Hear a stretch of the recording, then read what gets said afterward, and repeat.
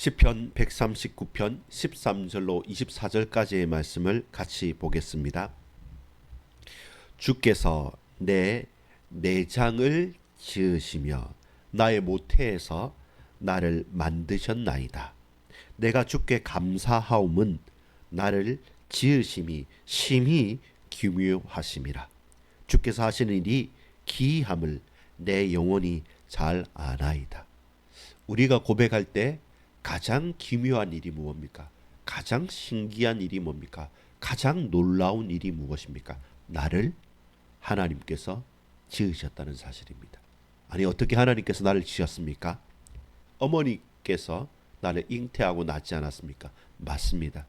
우리가 모태에 잉태되고 살과 뼈가 자라나며 하는 그 모든 것들을 하나님, 나보다, 우리 어머니보다 먼저 더 잘 알고 계셨다는 겁니다. 나를 지으신 하나님, 나를 모태에 허락하신 하나님, 그 하나님의 놀라운 역사, 그것이 심히 기묘한 이야기입니다.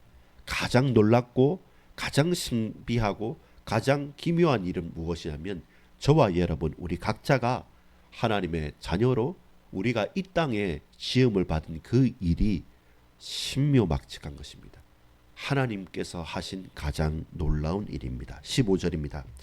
내가 은밀한 데서 지음을 받고 땅의 깊은 곳에서 기이하게 지음을 받을 때에 나의 형체가 주의 앞에 숨겨지지 못하였나이다. 초음파 사진을 보고 부모님들이 우리를 기뻐하고 그 사진을 보고 이쁘다고 하고 닮았다고 하는데, 사실 그거는 거짓말이죠. 어떻게 그 초음파 사진 3차원이라 하더라도 그걸 보고 엄마 닮았다 아빠 닮았다 하겠습니까? 부모의 마음이죠. 근데 하나님은 아신다는 겁니다. 우리 부모가 나를 몰라주고 그 대단한 어떤 사람이 나를 위해 줄 수 없지만, 하나님은 누구보다 기꺼이 우리를 지으셨다는 것입니다. 우리가 주 앞에서 숨길 수가 없다는 것입니다. 16절입니다.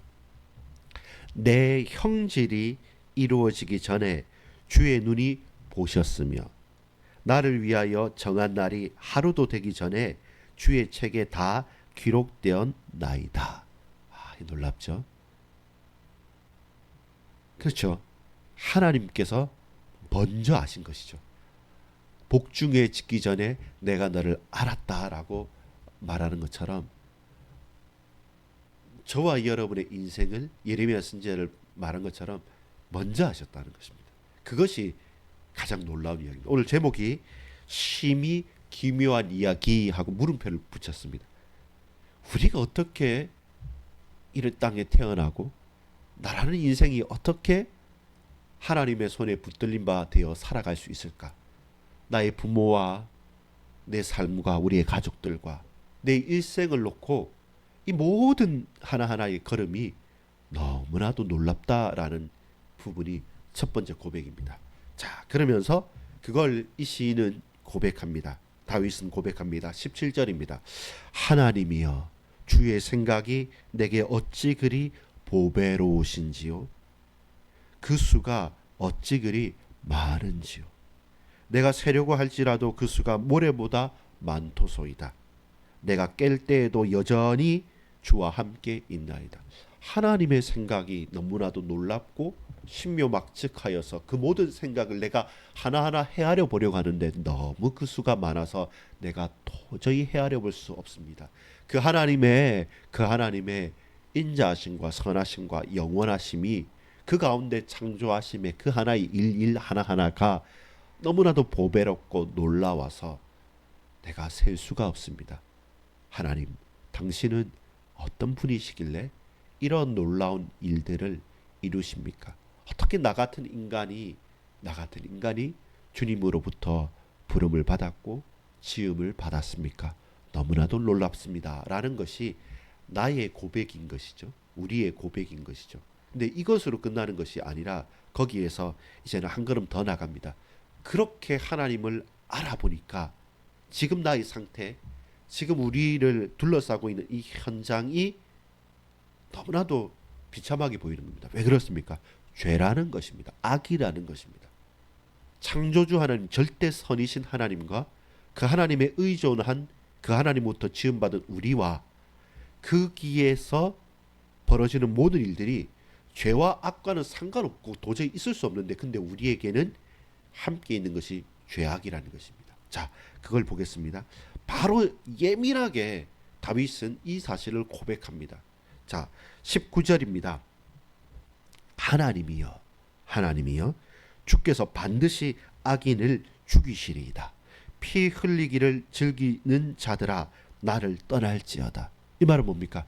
피 흘리기를 즐기는 악한 자들, 죄인들이 나를 둘러싸고 있고 나를 붙들고 있다는 겁니다. 근데 하나님께서는 어떤 분이십니까? 반드시 악인을 죽이는 자입니다. 나를 살리고 나를 지으시고 만드셨고 내게 생명을 베푸시는 근원이 되신 하나님으로 말미암아 내가 생각할 때마다 너무 놀라운데, 그런데 죄와 악과 악인과 죄인이 나를 붙들고 있기 때문에 나를 떠나라 라고 말하는 것입니다. 20절, 그들이 주를 대하여 악하게 말하며 주의 원수들이 주의 이름을 헛되이 맹세하나이다. 여호와여, 내가 주를 미워하는 자들을 미워하지 아니하오며 주를 치러 일어나는 자들을 미워하지 아니하니까. 이 말은 뭡니까? 정말로 밉다는 겁니다. 주를 치러 일어나는 저 자들을 대적하고 싶다는 것입니다. 하나님의 이 신기한, 이 기묘한 이야기, 내가 하나님의 백성으로, 자녀로 하나님의 형상으로 지음받은 이것이 너무나도 보배롭고 놀라운 것인데, 그런데 나와 함께 내 주위에는 죄가 있다는 겁니다. 악이 있다는 겁니다. 대적자들이 있다는 겁니다. 나도 그 편에 서서 그 보배로운 하나님의 역사를 세기도 힘든 내가 그 삶의 현장에 있기 때문에 거기에서 떠나겠다는 겁니다. 그걸 미워한다는 것입니다. 거룩하게 분을 낸다는 겁니다. 22절, 내가 그들을 심히 미워하니 그들은 나의 원수들이니이다. 이 고백이 중요합니다. 내 원수는 하나님의 대적입니다. 나를 힘들게 하고 나를 어렵게 하는 자들이 내 원수가 아니라 내게 유익을 주더라도 하나님을 대적하고 하나님을 없다 하는 자들이 우리의 원수요, 그들이 악인인 것입니다. 그 사실을 우리가 오해하거나 착각하면 우리의 삶이 어그러질 수밖에 없습니다. 내게 가장 좋은 것을 가져다 주지만 하나님을 만나지 못하도록, 하나님을 없다 하는 그 좋은 사람과 그 좋은 환경이 내게는 원수요, 내게는 악인이요, 내게는 죄의 현장인 것이고, 반대로 껄끄럽고 어렵긴 하지만 그러나 그럼에도 불구하고 하나님 앞에 나를 세우는 현장과 삶이란, 우리에게 고난이 있을지라도 그것은 내가 바로 거하여야 될 복된 삶의 현장인 것입니다. 여러분, 23절입니다. 하나님이여 나를 살피사 내 마음을 아시며 나를 시험하사 내 뜻을 아옵소서. 이 말은 쉬운 말이 아닙니다. 하나님이여 나를 살피사 내 마음을 아시며, 저와 여러분의 마음의 깊은 것, 그 어두운 것, 그 상처를 드러내 보일 수 있습니까? 스스로도 속이고 싶고 이때까지 사람들을 속여왔는데 그 마음을 내어 보이면서 주여 내 마음 아십시오.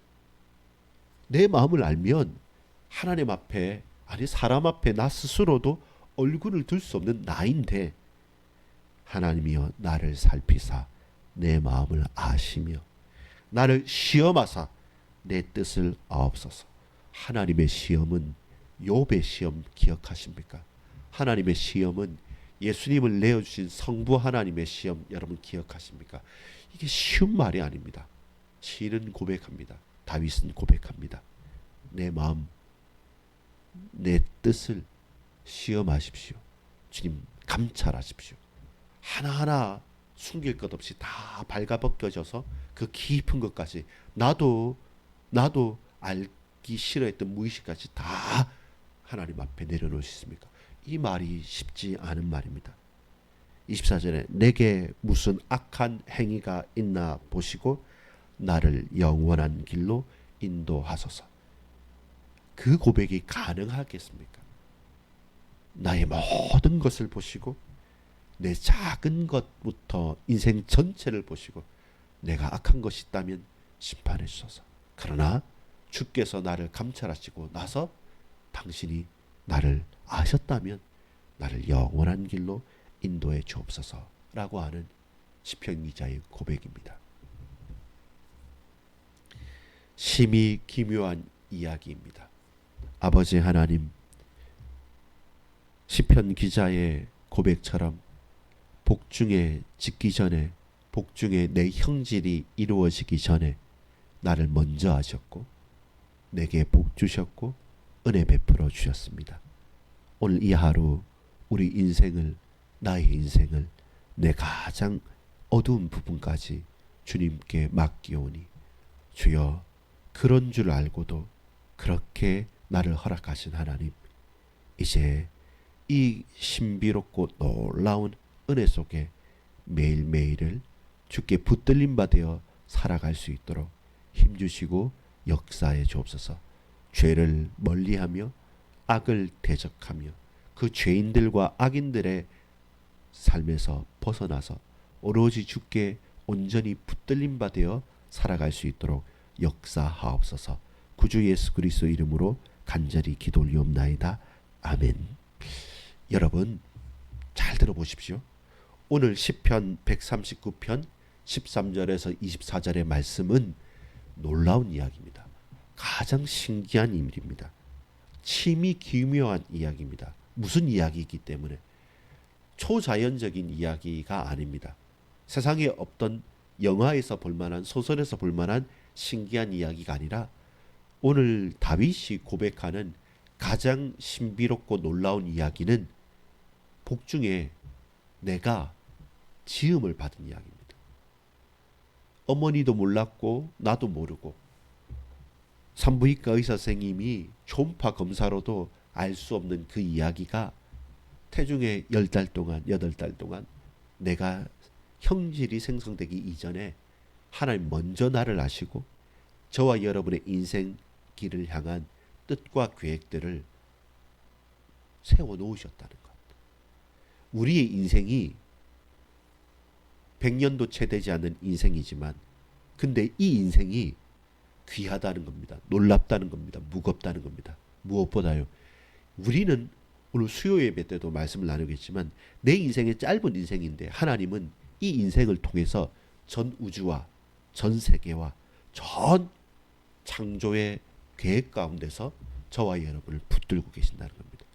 우리가 잘 봐야 될 게 교만하지 말고 착각하지 말고 가장 잘 봐야 될 게 뭐냐면 하나님의 모든 집중과 모든 관심과 모든 계획은 여러분을 향하고 저를 향한다는 겁니다. 우리를 향하신다는 겁니다.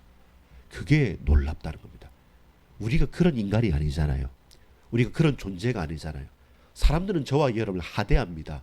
무시합니다. 학교가 학벌로 또 재산으로 혹은 능력으로 인종으로 그렇게 사람들은 평가하고 상대적으로 그렇게 하대합니다. 그런데 그런 저와 여러분을 하나님께서는 전 세계 전 우주의 창조의 이야기 속에서 저와 여러분을 가장 귀하게 주인공으로 내가 너를 안다. 내가 너를 봤다. 내가 너를 허락했다. 그래서 오늘 시인은 뭐라고 합니까? 16절에 내 형질이 이루어지기 전에 주의 눈이 보셨으며 나를 위하여 정한 날이 하루도 되기 전에 주의 책에 다 기록이 되었나이다. 그러면서 이 일을 통해서 시인은 고백합니다. 17절입니다. 하나님이여, 하나님이여, 주의 생각이 내게 어찌 그리 크고 보배로운지요. 나를 향한 하나님의 생각이 크고도 놀랍고 보배롭다는 겁니다. 첫 번째 무엇입니까? 나의 하나님. 나의 하나님.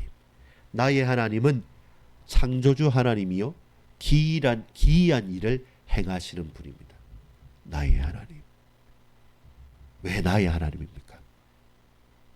이 세상을 창조한 창조주 하나님이기 이전에 나를 지으신 하나님께서 나를 위해 이 땅을 허락해 주셨다는 겁니다.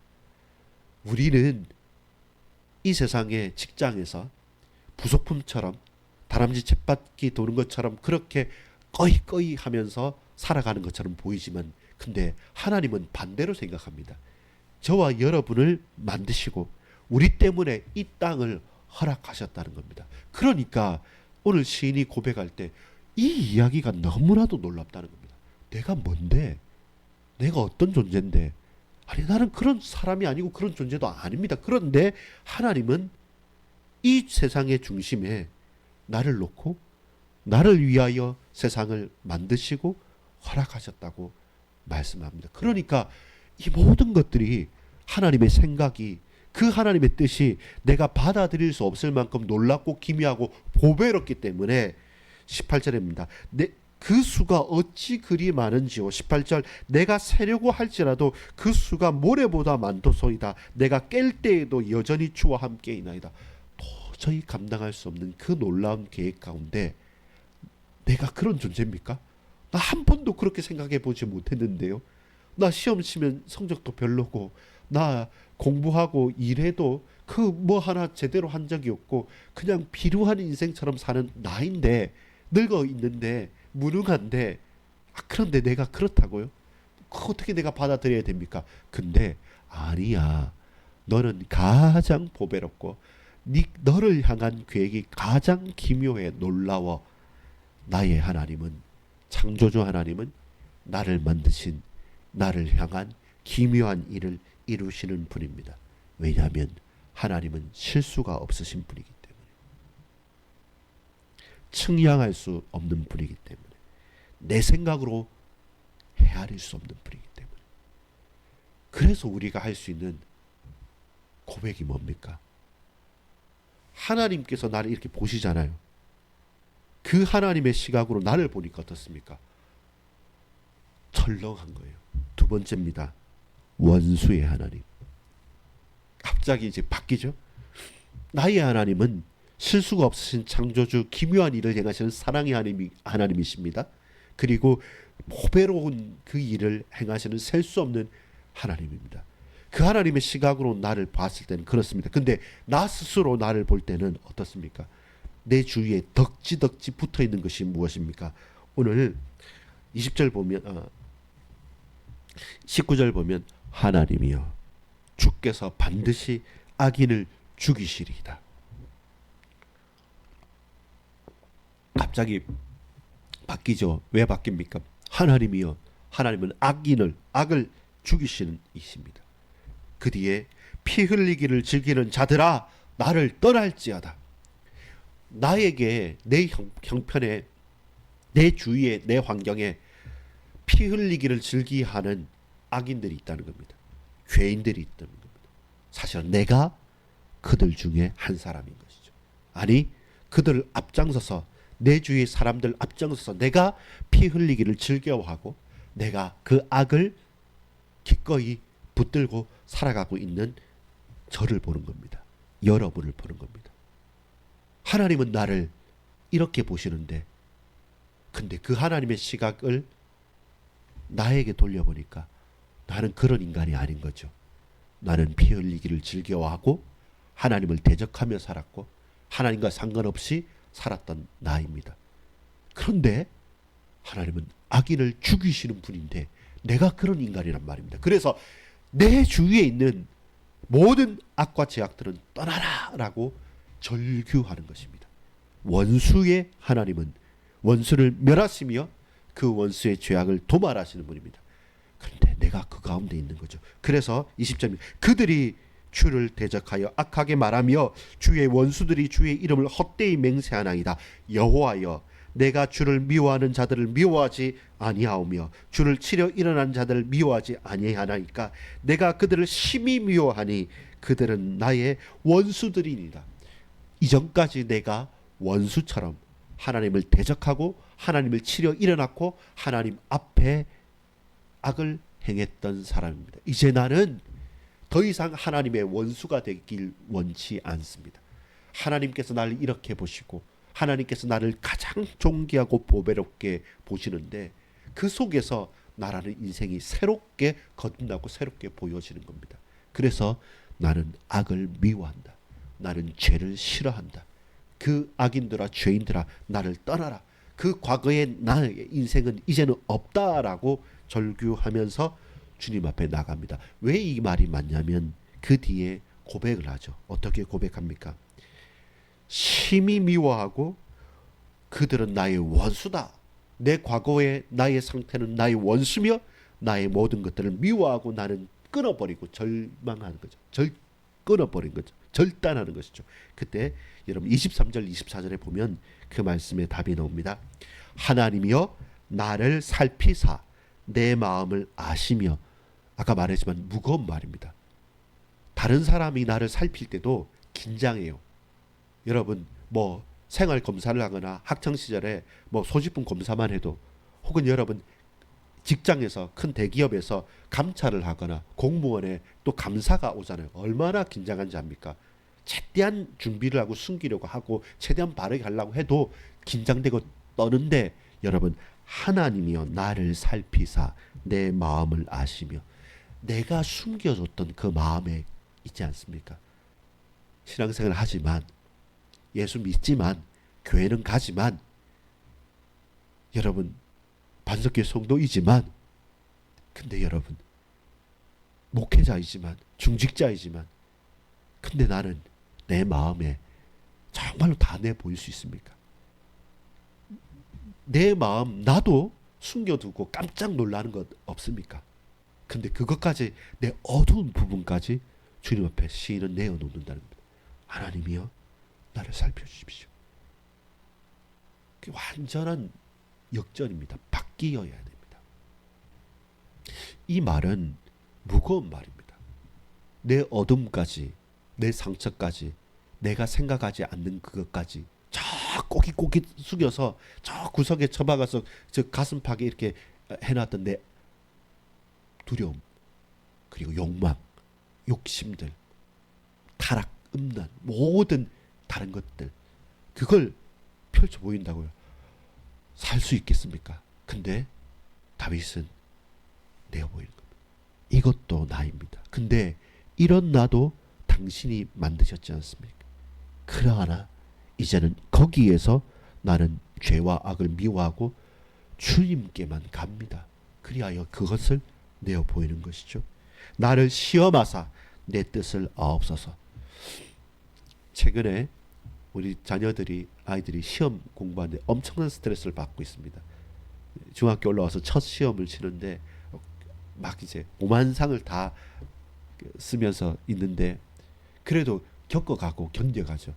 그러면서 성장이 가는 건 아니겠습니까? 근데 여러분 학교 시험과 세상의 시험하고 하나님의 시험이라고 하는 것은, 예를 들어서 욥의 시험이라 생각해 보십시오. 여러분 욥의 자리에 우리가 가 있다 생각해 보십시오. 그게 쉽겠습니까? 예수님의 시험은요, 십자가 지는 건요 불가능하기 때문에 예수님이 대신 지신 것이지 않습니까? 하나님의 시험이 그렇게 쉽고 호락호락하는 것이 아닙니다. 내 마음의 어둠까지 감찰하시고 하나님께서 직접 시험하셔서 내 뜻을 확인하십시오. 쉬운 건 아닙니다. 24절 내게 무슨 악한 행위가 있나 보시고 나를 영원한 길로 인도하소서. 이 말은 뭡니까?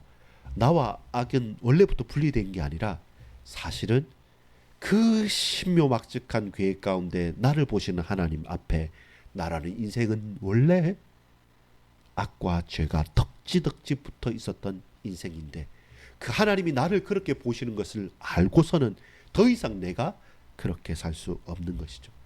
나의 하나님이 나를 보십니다. 여러분, 하나님께서 저와 여러분을 알고 보고 있습니다. 여러분은 어떻게 나가겠습니까? 신묘막측한 이야기의 주인공인 저와 여러분입니다. 주께서 은혜 베푸시기를 소망합니다. 모든 것들을 뒤엎어버리십시오. 내 아픔과 어둠까지 내려놓고 주여 나를 살펴주십시오. 내 뜻을 시험해 보십시오. 그리고 영원히 주께 함께 있기를 원합니다. 아버지 하나님, 우리와 함께 하시는 주님, 우리를 떠나지 마시고 나를 떠나지 마시고 그 마음을 감찰하시고 그 뜻을 시험하사 하나님과 동행할 수 있도록 역사에 주옵소서. 구주 예수 그리스도 이름으로 간절히 기도 올리옵나이다.